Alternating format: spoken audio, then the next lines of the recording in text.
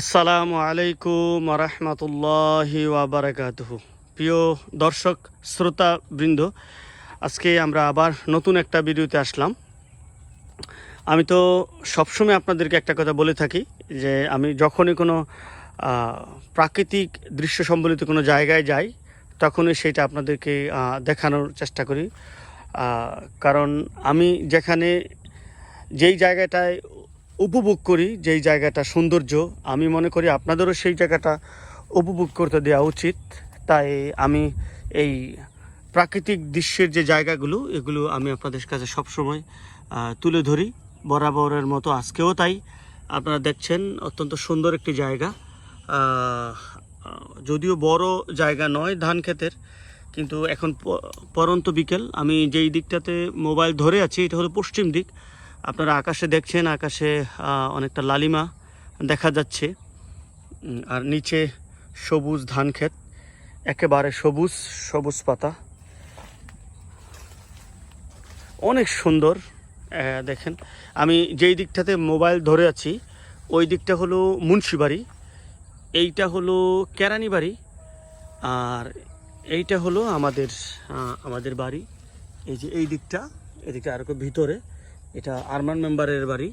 এই দিকটা, এইটা এই ফাঁকা দিয়ে যেই বাড়িটা দেখা যাচ্ছে এটা হলো এনামুল বাইদের বাড়ি। এখানে অনেকগুলো বাড়ি আছে আশেপাশে। এই বাড়িগুলোর মাঝখানে হলো আমার আজকের অবস্থান। অনেক সুন্দর একটা জায়গা। ঠিক বরাবর যেই জায়গাটা দেখছেন আপনি, উঁচু উঁচু গাছগুলো দেখা যাচ্ছে, এটা হলো আমাদের বারুই বাড়ি বলে। ওখানে আমাদের সিরাজউদ্দিন কাকাদের বাড়ি, যেটা নয়া বাড়ি বলে। পুরান বাড়িটা ছিল আমাদের বাড়ি, পরে ওখান থেকে যে ওনার বাড়ি করেন এখন আবার আমাদের এখানে চলে আসছেন আমাদের বাড়িতে, আলহামদুলিল্লাহ। এইটা হলো কাজী বাড়ি, আপনারা দেখছেন, এইটা হলো কাজী বাড়ি। এখানে অনেকগুলো বাড়ি আশেপাশে, মাঝখানটায় হলাম আমি এখন আসছি এই পরন্ত বিকালের সৌন্দর্য উপভোগ করতে। আমরা একটু আগে একটা সুন্দর দৃশ্য দেখছিলাম, উড়ে গেছে, এখানে বক পাখি ছিল ওখানে বসা। এই যে খালি জায়গাটা দেখা যাচ্ছে, এখানে ধানগুলো পরে লাগানো হয়েছে সম্ভবত, একটু নিচু হয়ে আছে এখনও। এই জায়গাটাতে একটা বক পাখি ছিল। আমরা এই বকগুলোকে বলি ছোট, একটু লালচে টাইপের, বাদামি, কানি বক বলি। আর সবচেয়ে মজার বিষয় হলো এই যেই জায়গাটা, এইটা এত বাড়িগুলো আরও কাছাকাছি ছিল না, বাড়িগুলো একটু দূরে দূরে ছিল। এখন চতুর্দিক থেকে আপনার বাড়ি আসতে আসতে মানুষের প্রয়োজনে আপনার বাড়ি ঘর করতে করতে এটা ছোট হয়ে যাচ্ছে জায়গাটা। এটা আগে খুব নিচু জায়গা ছিল, বিল। আমরা যখন ছোট ছিলাম এখানে অনেক শাপলা হতো, শালুক হতো, শাপলা শালুক হতো, বিলের মতো ছিল। এই যেই আপনার তারের খুঁটিগুলো দেখতে পাচ্ছেন, আমরা তারের খাম্বা বা খুঁটি, এই মাঝখানে তারের খুঁটিটা অনেক পুরাতন। এইটা একেবারে বিলের মাঝামাঝি বা তার একটু পরেই বিলের মাঝামাঝি ছিল, অনেক নিচু জায়গায় ছিল। এখন এই আপনারা দেখতে পাচ্ছেন অনেক বক উড়ছে, আলহামদুলিল্লাহ।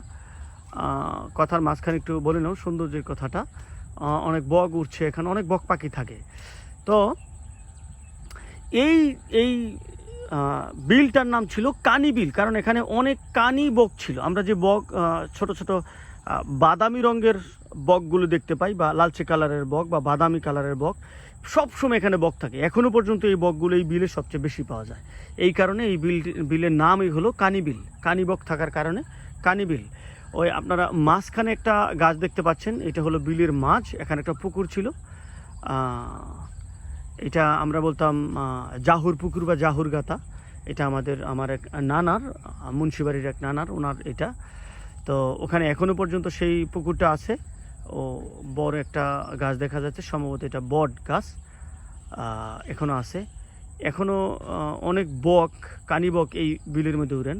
তো এমনিতেই উড়লে সাদা মনে হয়, কিন্তু এই বকগুলো না উড়লে আপনার বাদামি কালার দেখা যায়। দেখতে পাচ্ছেন এটা হলো কাজী বাড়ি। এটা হলো এইটা আবার আমাদের যে বাড়ি, এই বাড়ির সীমানা এটা। এই পর এই জায়গাগুলো নিচে পরে ধান ক্ষেত হয়ে গেছে। এটা হলো মাহিনুদ্দিন কাকা বা ফয়সাল কাকাদের এই কলা বাগান। এটা ওই পাশে একটা পুকুর আছে। আমার সাথে আছেন আমার খুবই একজন প্রিয় ব্যক্তি, আমার ছোট কয়েরের সাইদুল মামা। আমরা সাইদুল মামার কাছ থেকে জানবো যে এইরকম একটা জায়গায় এসে সাইদুল মামার কেমন লাগছে এই সময়টা। খুব ভালো, খুব মনোরম পরিবেশ, খুব সুন্দর, দেখতে খুব সুন্দর লাগতেছে। পরন্ত বিকেল, ধান ক্ষেতগুলো মামা কেমন লাগছে? Very beautiful. তুমি তো আমাদের চ্যানেলের ভিডিওগুলো রেগুলার দেখো, তাই না? অবশ্যই দেখি, আমি সবসময় এই প্রাকৃতিক দৃশ্যের ভিডিও করে থাকি। দৃশ্য দেখি, যারা সাধারণত এই শহরে, খুব সুন্দর। যারা সাধারণ, তুমি জানো মামা যে আমি তাদের জন্য ভিডিওগুলো করি যারা সাধারণত শহরে জীবনে থাকে। আমি মনোরম পরিবেশ খুব পছন্দ করি, আবার বিশেষ করে গ্রাম, যে গ্রামিক পরিবেশ খুব ভালো লাগে আমার কাছে দেখতে। যাক আলহামদুলিল্লাহ। তুমি তো দীর্ঘদিন দেশের বাইরে ছিলে, কিছুদিন আগে সিসিল থেকে আসছো। ওখানকার দৃশ্যগুলো এইরকম? ওখানকার হ্যাঁ, ওখানে হয়তো প্রাকৃতিক দৃশ্য আরো সুন্দর হতে পারে, কিন্তু এইরকম মায়াময় কি?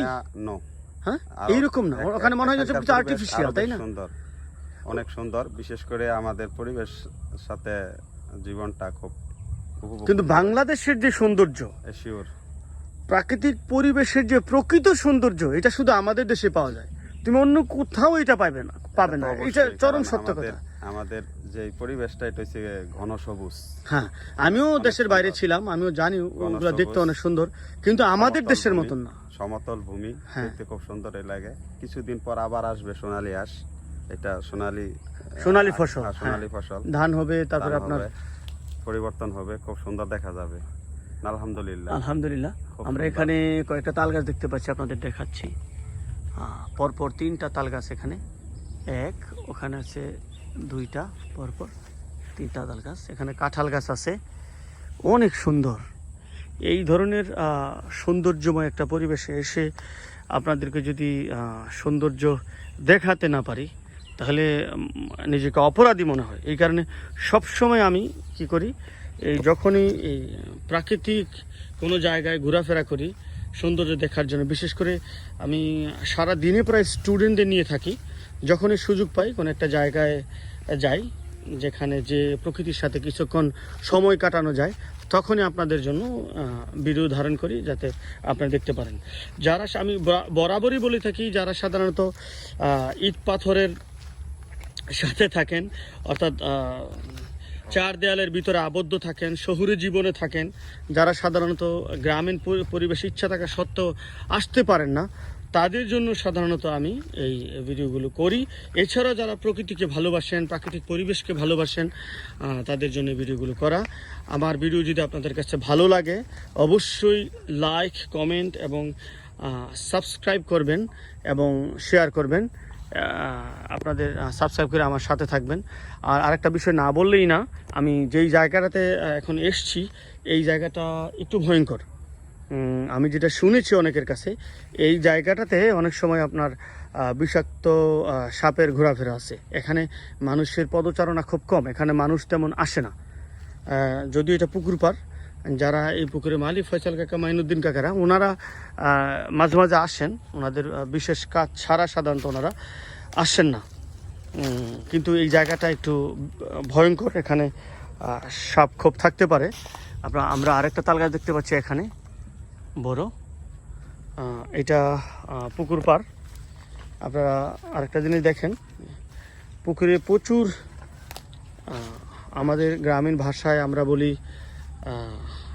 ফেনা বা পেনা, যেটাই বলি, পানা। এটা এই ছোট ছোট সবুজ, এগুলা হাঁসের জন্য সবুজ উদ্ভিদ যদি বলি, পানিতে ভাসে, এগুলো হাঁসের ভালো খাবার। এগুলা দিয়ে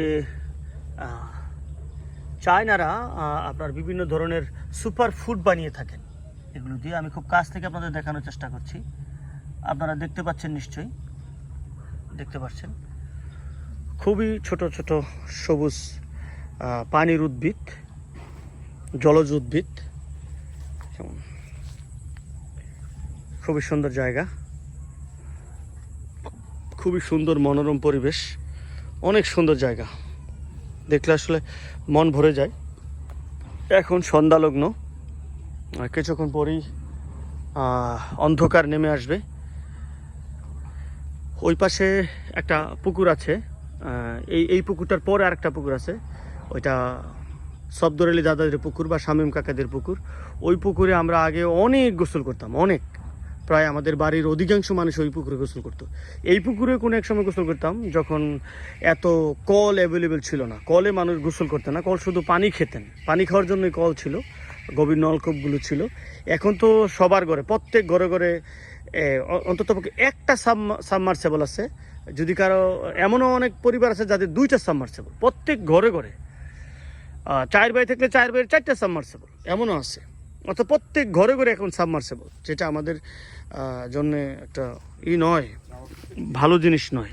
আমরা প্রাকৃতিক পানির সোর্সগুলো, মাটির নিচে যে পানির উৎস রয়েছে সেগুলো আস্তে আস্তে নষ্ট করে ফেলছি। তো পরিশেষে আজকে আর বেশি কথা বলবো না। পরিশেষে আপনাদের কাছে রিকোয়েস্ট থাকবে, আপনারা প্রকৃতিকে ভালোবাসবেন, প্রকৃতির কাছাকাছি থাকবেন, প্রকৃতি যেন নষ্ট না হয় সেই দিকে খেয়াল রাখবেন, তথা প্রকৃতির ভারসাম্য যেন নষ্ট না হয় সেই দিকে খেয়াল রাখবেন। আর আমাদের আশেপাশে যেই জলাশয়গুলো রয়েছে, বিশেষ করে আপনার খাল, বিল, নদী, নালা, পুকুর, এগুলোর পানি যেন নষ্ট না হয়।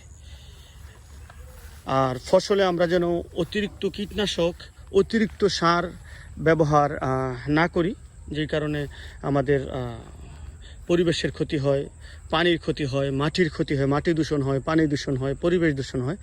এগুলো থেকে চেষ্টা করবো আমরা বেঁচে থাকার জন্যে। আর এই পরিশেষে আপনাদের কাছে আমার রিকোয়েস্ট, আর আবারও আপনাদের কাছে অনুরোধ, যদি আমাদের ভিডিও আপনাদের কাছে ভালো লাগে তাহলে দয়া করে সাবস্ক্রাইব করে পাশে থাকবেন, বেল আইকনটি প্রেস করবেন। ধন্যবাদ সবাইকে। আসসালামু আলাইকুম ওয়া রাহমাতুল্লাহি ওয়া বারাকাতুহু।